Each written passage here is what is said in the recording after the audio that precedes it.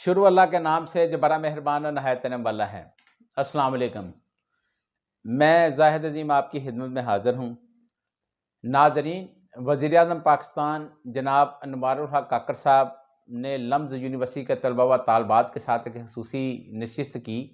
اور اس دوران طلباء نے ایک کافی چپتے ہوئے سوالات بھی ان سے کیے۔ ایک طالب علم نے ان سے پوچھا کہ ملک کے اندر آئین کے تحت 90 روز کے اندر انتخابات ہونے چاہیے تھے، تو اس پر نگران وزیر اعظم جناب انوار الحق کاکڑ صاحب نے یہ کہا کہ انتخابات کی تاریخ کا اعلان کرنا الیکشن کمیشن آف پاکستان کا مینڈیٹ ہے۔ نگران حکومت کا صرف کام الیکشن کمیشن آف پاکستان کو معاونت فراہم کرنا ہے، فنڈز فراہم کرنا ہے، سیکیورٹی کے معاملات کے حوالے سے ان کی معاونت کرنا ہے، لیکن تاریخ کا اعلان کرنا الیکشن کمیشن آف پاکستان کا مینڈیٹ ہے۔ وزیر اعظم پاکستان کو اس کے حوالے سے دوسرے ایک طالب علم نے جب یہ سوال کیا کہ آئین کے تحت تو یہ تقاضا ہے کہ 90 روز کے اندر اندر انتخابات ہونے چاہیے، اس سے پہلے پنجاب اور خیبر پختونخوا کے اندر بھی اس وقت سپریم کورٹ کے ایک بینچ نے یہ فیصلہ دیا تھا کہ 14 مئی کو پنجاب کے اندر انتخابات کروائے جائیں کیونکہ یہ آئین پاکستان کا تقاضا ہے۔ تو اس پر نگران وزیر اعظم جناب انوار الحق کاکڑ صاحب نے یہ کہا کہ اس وقت میں حکومت میں نہیں تھا، مجھے نہیں پتہ انتخابات ہونے چاہیے تھے، لیکن میں اس چیز کا ذمہ دار نہیں ہوں، یہ الیکشن کمیشن آف پاکستان کا کام ہے، اور الیکشن کمیشن آف پاکستان کا ہی مینڈیٹ ہے کہ انتخابات کی تاریخ کا اعلان کرے۔ ابھی تک پاکستان کے اندر الیکشن کمیشن آف پاکستان نے حتمی تاریخ کا اعلان نہیں کیا، جس کے حوالے سے نگران وزیر اعظم اس کی ذمہ داری لینے کے لیے تیار نہیں ہیں، بلکہ وہ یہ کہہ رہے ہیں کہ نگران حکومت کا کام صرف اور صرف الیکشن کے حوالے سے الیکشن کمیشن آف پاکستان کو تمام تر جو سپورٹ ہے وہ فراہم کرنا تاکہ ملک کے اندر شفاف الیکشن کو یقینی بنایا جائے۔ لیکن شاید نگران وزیر اعظم جو ہے وہ ان کو یہ بھی علم ہونا چاہیے کہ نگران حکومت قائم ہی اس لیے کی جاتی ہے تاکہ ملک کے اندر جو عام انتخابات ہیں وہ آئین کے تحت 90 روز کے اندر اندر کروائے جائیں، لیکن ابھی تک پاکستان کے اندر انتخابات کی تاریخ کا بھی اعلان نہیں کیا گیا، اور دوسری جانب بہت ساری پولیٹیکل پارٹیاں انتخابات کی غیر یقینی صورتحال کو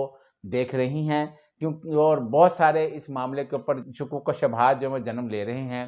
کیونکہ الیکشن کمیشن آف پاکستان نے یہ تو کہہ دیا ہے کہ جنوری کے آخری ہفتے میں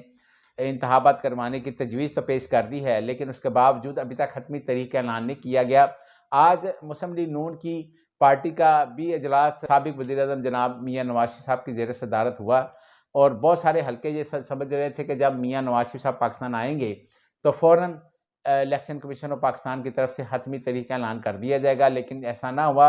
اور آج نون لیگ نے بھی اس کا تقاضا کر دیا ہے کہ ملک کے اندر فوری الیکشن کروائے جائیں۔ ابھی تک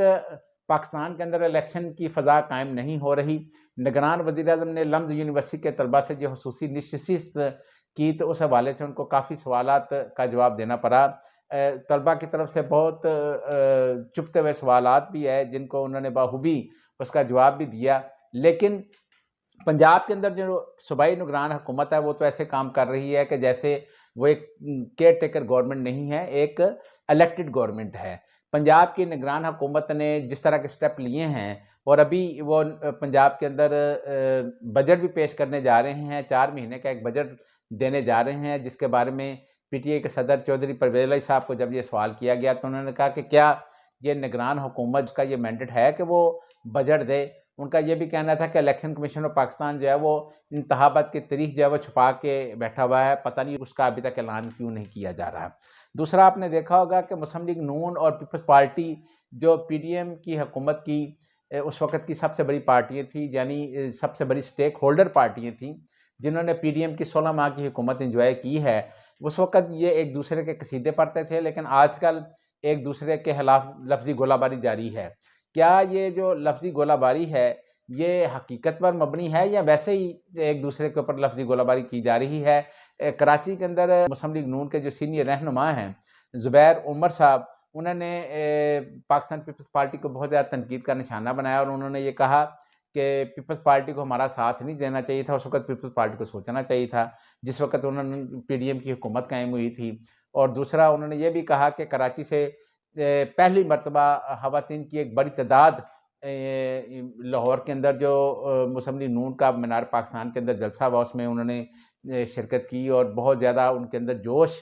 دکھائی دے رہا تھا۔ پتہ نہیں زبیر عمر صاحب کو شاید یہ جوش دکھائی دے رہا ہوگا، لیکن ہمارے لوگ جنہوں نے وہاں پر عینی شاہدین ہیں، جو گئے ہیں، جنہوں نے جلسے کے اندر شرکت کی ہے، وہاں پر جلسے میں تو ایسے لگ رہا تھا کہ جیسے لوگوں کو پکڑ کر لایا گیا ہے، اس طرح کا مومنٹم نظر نہیں آ رہا تھا۔ زبیر عمر صاحب جو ہے وہ آج کل بہت زیادہ اس معاملے کے اوپر، اب جب سے میاں صاحب پاکستان آ چکے ہیں، کھل کر سامنے آنا شروع ہو گئے ہیں۔ پیپلز پارٹی اور نون لیگ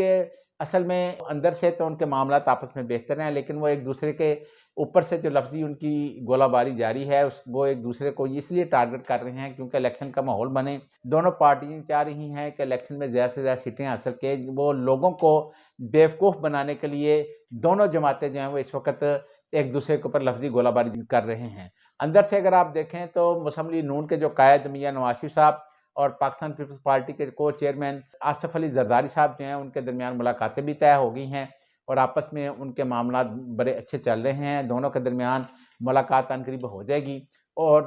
دونوں جو جماعتیں ہیں وہ